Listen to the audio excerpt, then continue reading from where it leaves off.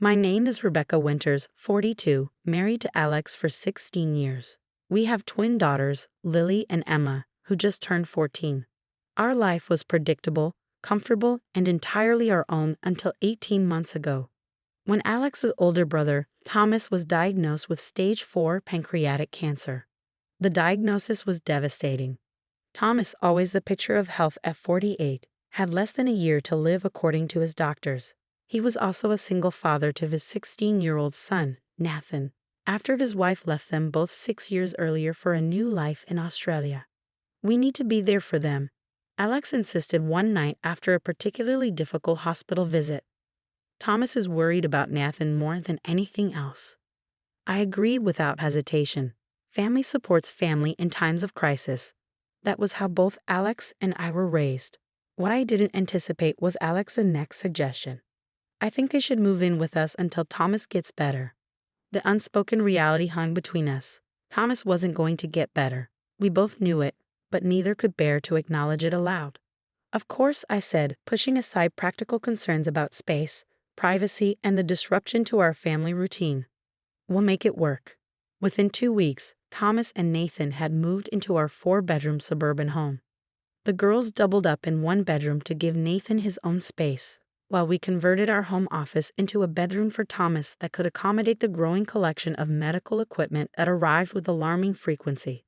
The first few months were a difficult but manageable adjustment. Our previously quiet home became a hub of activity, nurses coming and going, friends dropping off meals, and our daily schedule revolving around Thomas's medication times and doctor appointments. Nathan, withdrawn and angry about his father's illness, spent most of his time in his room playing video games or out with friends until all hours. He's processing, Alex would say whenever I expressed concern about Nathan's behavior. Everyone grieves differently. I understood this theoretically, but practically, Nathan's presence was creating tension. The girls complained about his loud music late at night, his friends eating food they'd saved for themselves, and his general dismissal of house rules. Several times I found empty beer cans hidden in the recycling bin.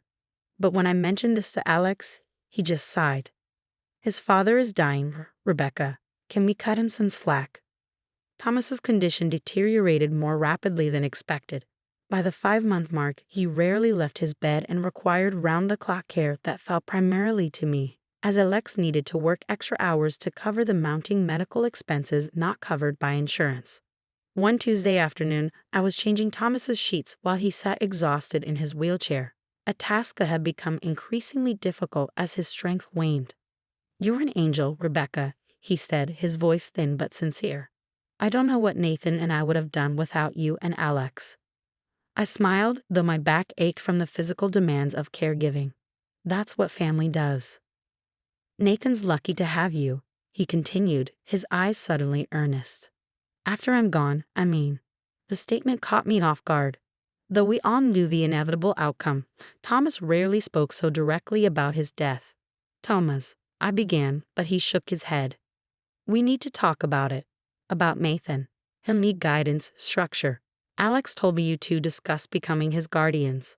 I paused in my sheet tucking, while Alex and I had briefly discussed the possibility of Nathan staying with us after Thomas passed. We hadn't made any firm decisions, much less discussed legal guardianship. "We want to support Nathan however we can," I said carefully. Thomas nodded, visibly relieved. "That means everything to me. Nathan respects you, even if he doesn't show it." If Nathan respected me, he had a peculiar way of demonstrating it. Just the previous night, he'd missed his midnight curfew by 3 hours and responded to my concern with an eye roll, "And you're not my mom, so stop trying to be." Nevertheless, I couldn't bring myself to burden Thomas with these concerns. His focus needed to be on his limited time with his son, not worrying about future living arrangements. As Thomas's health declined further, Nathan's behavior escalated proportionally. He began skipping school, coming home with alcohol on his breath, and treating our home like a hotel, appearing only to sleep or demand money. My attempts to establish boundaries were met with hostility or simply ignored. One evening, after finding cigarette burns on our back porch furniture, I finally confronted Alex. "This isn't working," I said as we got ready for bed, keeping my voice low to avoid being overheard. "Nathan needs more help than we can provide. He's self-destructing, and our girls are watching it happen in their own home. Alex rubbed his face tiredly. What do you expect me to do? Kick out my dying brother and his grieving son? Of course not, I replied, stung by the implication. But we need to get Nathan some professional help. Therapy at minimum. And we need to enforce actual consequences when he breaks the rules. We're not helping him by letting him spiral like this. He's going to lose his father, Rebecca, Alex snapped. What consequences could possibly matter compared to that? Our conversation was interrupted by a loud crash from downstairs, followed by the unmistakable sound of breaking glass. We rushed down to find Nathan and 3 friends in our living room. An expensive floor lamp shattered across the hardwood, the distinct smell of marijuana hanging in the air. What is going on here? Alex demanded, his patience finally fracturing. Nathan, clearly intoxicated, just laughed. Chill, Uncle Alex. We're just hanging out. In our home, at midnight, with alcohol and drugs, when you know your father needs rest? I interjected, struggling to control my anger. One of Nathan's friends smirked. Your stepmom's uptight, man. She's not my stepmom, Nathan retorted. She's nobody to me. The words stung more than I expected. After months of caring for his father, rearranging our lives, and trying to provide stability for Nathan, to be dismissed as nobody felt like a slap. Alex stepped forward. That's enough. Your friends need to leave now. We'll discuss this in the morning when you're sober.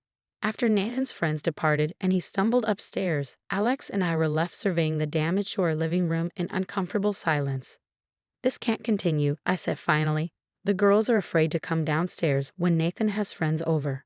I found Lily crying yesterday because someone took her art project from the refrigerator and used it as a coaster. Alex nodded slowly, the reality of our situation finally seeming to register. I'll talk to him tomorrow. Really talk to him. And if that doesn't work? One step at a time, Alex replied, but I could see resolution in his eyes that hadn't been there before. The conversation with Nathan the next day did not go well. He stormed out of the house, didn't return for 2 days, and when he finally did, he refused to speak to either of us.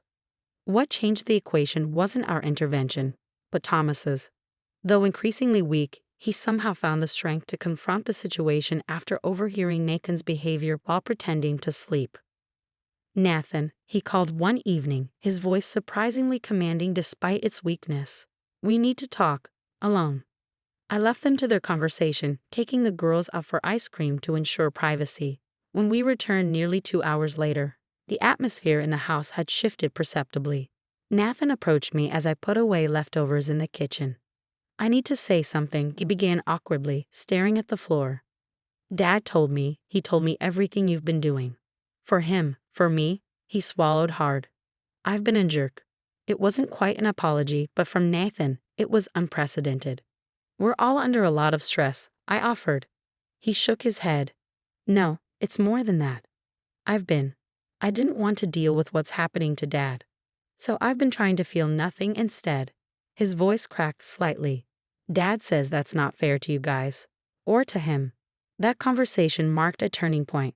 Nathan didn't transform overnight into a model teenager, but small changes accumulated. He began keeping his curfew, helping with household chores, and even spending time with his father without being prompted. He started seeing the therapist we'd suggested months earlier, and while he still had difficult days, the deliberate destructiveness ceased. Thomas passed away peacefully 6 weeks later with Alex, Nathan, and me at his bedside. The girls waited respectfully in the living room, having said their goodbyes earlier that day. In his final lucid moments, Thomas squeezed my hand and whispered, "Take care of my boy." I nodded, tears streaming down my face. We will. I promise. The months following Thomas's death were a delicate balancing act of grief, adjustment, and establishing a new normal. The legal guardianship was finalized with surprising ease, as Thomas had prepared all the necessary documentation before his condition deteriorated. Nathan's grief manifested in quieter ways than his earlier rebellion. He became withdrawn, spending hours organizing and reorganizing his father's belongings, reluctant to part with even the most mundane items. The therapist assured us this was normal, part of the process. One evening about 4 months after Thomas's passing, I found Nathan sitting at our kitchen table, surrounded by photo albums. "Hey," I said softly, not wanting to intrude. Finding some good memories. He nodded, then hesitantly pushed an album toward me. Did I ever show you pictures from our trip to Yellowstone? Before Mom left. I shook my head and sat down beside him, recognizing the invitation for what it was, a willingness to share part of his past, to connect. We spent the next hour looking through photographs, Nathan gradually opening up about memories of both his parents, his voice occasionally breaking but continuing nonetheless. As we reached the end of the album, he closed it carefully and looked up at me. You know, he said, his attempt at casualness betrayed by the emotion in his voice. Dad told me once that families aren't just about blood. They're about who stays when things get hard. I felt tears welling up but managed a smile. Your dad was a wise man. Yeah, Nathan agreed. And he was right about you and Uncle Alex. He paused, clearly struggling with what to say next. I want you to know that I'm trying. To be part of this family, I mean. You already are part of this family, I assured him. You have been from day one. The transition hasn't been perfect. Nathan still has days when grief overwhelms him, when he retreats into silence or lashes out unexpectedly. The girls sometimes resent the attention he requires or the changes to our family dynamic. Alex and I occasionally disagree about parenting approaches or boundaries. But there are also unexpected moments of joy. Nathan teaching the girls to skateboard, family game nights that dissolve into laughter, conversations around the dinner table that stretch late into the evening. 6 months ago, Nathan's biological mother reached out, suddenly interested in reconnecting with the son she'd abandoned. The request threw our carefully reconstructed family balance into temporary chaos. After much discussion, including several sessions with Nathan's therapist, we supported his decision to establish limited contact via video calls while remaining in our home. You're my family now, he told us after the third awkward call with his mother. I want to know her, but this is home.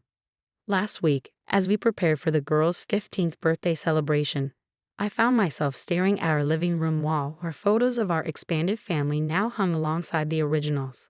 In one recent edition, Nathan stood between Lily and Emma at their school's science fair, all three grinning proudly in front of their joint project. Alex came up behind me, wrapping his arms around my waist. What are you thinking about? I leaned back against him, considering the question. About borrowed time, I answered finally. How Tom's thought he was borrowing our time, our home, our stability. But really, we were borrowing Nathan from him, preparing to continue what Thomas started. Alex nodded against my shoulder. Do you ever regret it? Taking all this on. The question gave me pause, not because I was uncertain of the answer, but because the answer itself surprised me. Despite the challenges, the heartbreak, the complete upheaval of our carefully planned life, I couldn't honestly say I regretted our decision. No, I replied. It's not the family we planned for, but it's the family we have. And somehow, it works. Later that evening, as we sang Happy Birthday to the girls, I caught Nathan's eye across the table. He gave me a small, genuine smile that conveyed more than words could express. In that moment, I understood what Thomas had known all along. Family isn't measured in blood relations or legal documents, but in the willingness to show up for each other, to work through the hard parts, to build something lasting from the borrowed time we're all given. The path forward won't always be smooth. Nathan starts college next year. The girls are entering their challenging teenage years, and we're all still learning how to navigate this blended family we've created. But with each passing day, the word borrowed feels less and less appropriate. This isn't borrowed time anymore. It's simply our time, our family, our life. Complicated, messy, and infinitely precious.